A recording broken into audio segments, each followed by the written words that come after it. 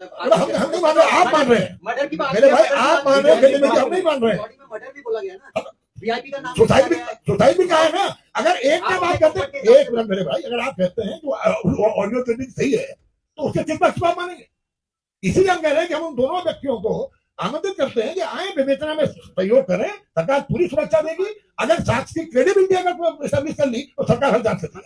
देखिए ऑडियो क्यों इनिशिएट नहीं करते? सरकार देखिए, मैंने आपको कहा ना, सरकार ऑडियो क्लिपिंग डिफेंसिव नहीं है। हम जो बात ऑडियो क्लिपिंग आई उसकी जांच हो रही है, विवेचना हो रही है। और जिन एक सेकंड भैया, सरकार का काम हर चीज का नहीं होता, सरकार विवेचना कर रही है, जो बात चली है। और हम तो कह रहे हैं जिन लोगों, जो कोई भी व्यक्ति साथ देना चाहता है, हम उसका स्वागत करते हैं, चाहे महिला आना चाहे, चाहे दूसरे जो आना चाहे, और सरकार पूरी सुरक्षा होने देगी। आकर के अपनी क्रेडिबिलिटी साबित करें। ये जो रिकॉर्डिंग है वो साबित नहीं मानते हैं।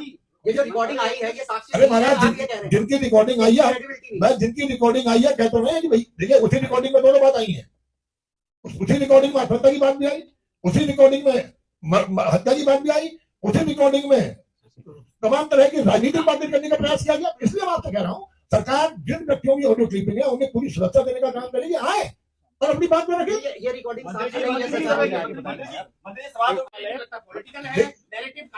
आप ऐसा है, लड़की ने अपने चैट में तो बोला ही है। देखिए आप भी जानते हैं बड़ा प्रमाण जी कि क्या है। मैंने कहा मैं किसी दल पर आरोप लगाने के लिए नहीं आया हूँ, मैं सरकार का पक्ष रखने के लिए आया हूँ। सरकार हर जांच के लिए तैयार है, बस साक्ष्य की क्रेडिबिलिटी सरकार की दृष्टि में हर व्यक्ति बराबर है। सवाल ये है, जो एलिगेशन लगा रहे हैं उनको, मैंने कहा ना, उनको बुला करके वो अपनी क्रेडिबिलिटी साबित करें बयान की। उस पर सरकार कोई भी जांच करने को तैयार है। हमें क्रेडिबल साक्ष्य चाहिए। जब तक क्रेडिबल साक्ष्य नहीं मिलेगा, ऐसा कोई भी व्यक्ति रहा चलता कुछ बोलने का मान लेंगे। सरकार क्रेडिबिलिटी में जा रही है। क्रेडिबिलिटी जांच,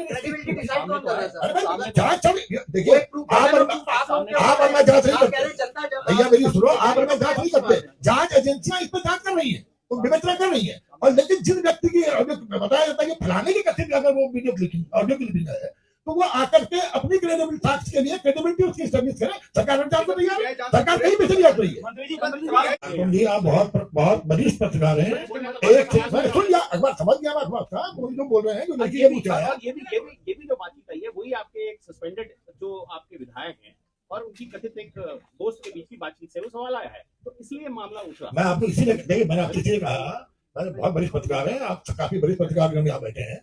एसआईटी ने भी जांच के दौरान कहा कि अगर किसी व्यक्ति के पास कोई भी साक्ष्य है तो आकर एसआईटी के सामने प्रस्तुत करें। एक सेकंड, आप पूरी बात सुनिए। कोई व्यक्ति इस बात को लेकर नहीं आया। अब इस घटना के बाद जब सजा हो गई, सजा होने के बाद ये उसी क्लिपिंग का एक, अगर आपने सुना होगा, ये भी कहा गया है कि आत्महत्या है। तो क्या ये जो हत्यारे हैं जिनको सजा हो चुकी, उनके बचाने का कोई संकल्प नहीं हो सकता? मैं इसीलिए कह रहा हूँ, ये जांच की जा रही है।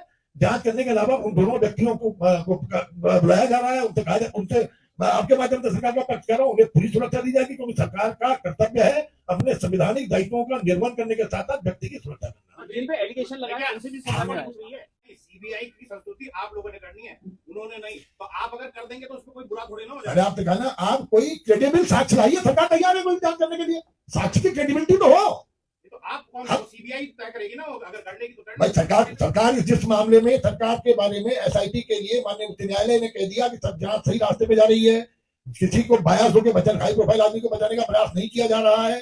साथ ही साथ ये उसके बाद जब उन्होंने उच्च न्यायालय ने जब इसको रिजेक्ट कर दिया, तो संबंधित लोग माननीय उच्चतम न्यायालय भी गए। और एक बात आपको बता दूं, एसआईटी जांच में जो सरकार के जिस वकील ने पैरवी की, वो वकील भी वो उस बच्ची, हमारी बेटी बहन अंकिता भंडारी के परिवार के कहने पर ही वकील नामित किया गया। ये भी मैं आपको स्पष्ट करता हूँ। तो ये कुछ लोग किसी की संवेदनाओं से खेले, मैं समझता हूँ ये उचित नहीं है। अभी भी सरकार का बहुत स्पष्ट करना है कि कोई भी क्रेडिबल आप साक्ष्य ले आइए, सरकार हर जांच कर देगी। देखिए वीआईपी का जिक्र कहां से आया? देखिए मैं सरकार, एक सेकंड अनुपम जी एक सेकंड, मैं सरकार के प्रतिनिधि के तौर पर सरकार का पक्ष रखने आया हूँ। पॉलिटिकल बातें करेंगे हमारे पार्टी के लोग, बताएंगे। मैं एक सेकंड मैं आपसे कह रहा हूँ, आप देखिए कोई भी व्यक्ति में बयान दे दे, उस बयान के पार्टी कार्यालय में हो रही है, पार्टी की सरकार है, पार्टी सरकार है, इसीलिए सवाल ये है। देखिए वो बयास नहीं है और सही डायरेक्शन पर अपना काम कर रही है, और उन्होंने सीबीआई जांच की मांग ठुकरा दिया। इसके अगेंस्ट फिर ये लोग उच्चतम न्यायालय गए और माननीय उच्चतम न्यायालय ने भी इनकी अपील को रिजेक्ट करते हुए पूरी संस्तुति जताई और याचिका खारिज कर दी।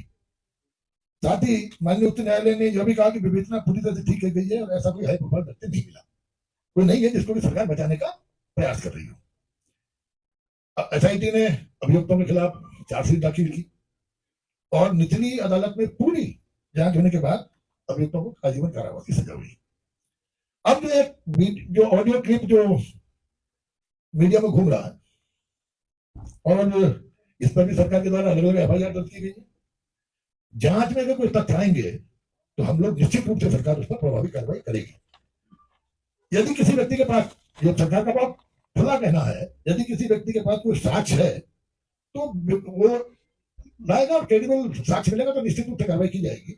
और अगर आपको ध्यान होगा, जब ये जांच चल रही थी, एसआईटी ने भी बकायदा ये बहुत स्पष्ट रूप से कहा था कि अगर किसी व्यक्ति के पास इस केस से संबंधित कोई साक्ष्य है तो वो प्रस्तुत करे। इतनी लंबी जांच के बाद ट्रायल हुआ, ट्रायल के बाद हाईकोर्ट हुआ, कोई व्यक्ति इस पर नहीं आया।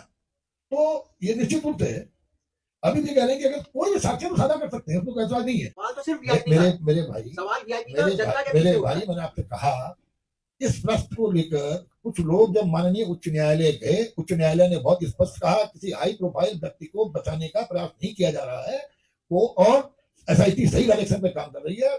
और उसके बाद ये पैरवी का ही कारण था कि दोषियों को सजा मिली।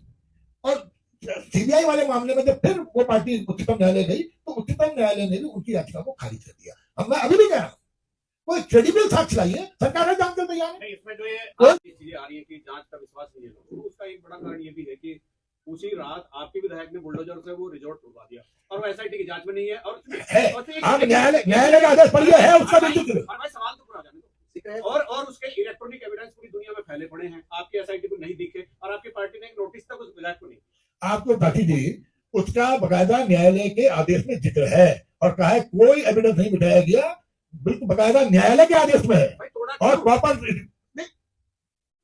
उसी बात में मैंने आपसे कहा जिस मामले में न्यायालय ने उसका संज्ञान लेते हुए अपने वर्डिक्ट में उसका जिक्र किया है, मैं समझता हूँ उस बात को खोजकर कहीं ना कहीं कुछ बच्चियों के साथ इसके साथ जाती भी है। आप ये कह रहे हैं कि वो तोड़ना ठीक था, उस ऑडियो में भी तोड़ने की बात की है। भाई ऑडियो में एक बात सुनिए ना, मैंने कहा हर मामला न्यायालय में गया।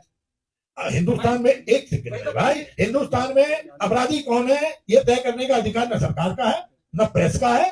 ये अगर किसी के ऊपर अगर चार्जशीट फ्रेम होती है, निर्णय माननीय न्यायालय लेता है और माननीय न्यायालय के संज्ञान में पूरी घटना है और माननीय न्यायालय ने अपना निर्णय दिया और उस वर्डिक्ट में भी कहा गया है। लेकिन न्यायालय ने जिस तरह से उसको हत्यारों को आजीवन कारावास की सजा दिलाई, ये इस बात का स्पष्ट प्रमाण है कि एसआईटी सही डायरेक्शन में काम करके एसआईटी ने निर्णय करने का काम किया। एक अत्यंत संवेदनशील मुद्दे पर सरकार के प्रतिनिधि के तौर पे सरकार की बात रखना चाहता हूँ। देखिए, सरकार का दायित्व होता है कि वो बिना किसी भेदभाव के अपने संवैधानिक दायित्वों का निर्वहन करे और सरकार की नजर में हर व्यक्ति बराबर होता है। तो ये इतना संवेदनशील मुद्दा है जिस पर मैं समझता हूं कि मुझे विश्वास भी है कि आप लोग भी इसकी संवेदनशीलता को समझेंगे और संवेदनशीलता को समझते हुए मतलब इस प्रकरण पर आपकी भी भूमिका एक महत्वपूर्ण और जागरूक नागरिक के तौर पर रहेगी। मैं मानता हूं कि एक राजनीतिक षड्यंत्र हो सकता है और कोई भी क्रेडिबल एविडेंस आप लाइए, सरकार हर जांच को तैयार है।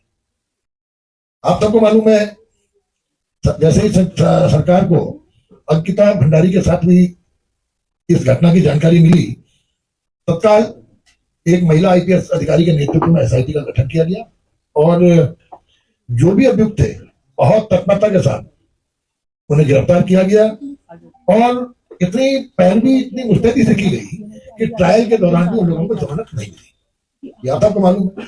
उसके बाद कुछ लोग इस मामले की सीबीआई की जांच कराने के लिए माननीय उच्च न्यायालय में गए और उच्च न्यायालय ने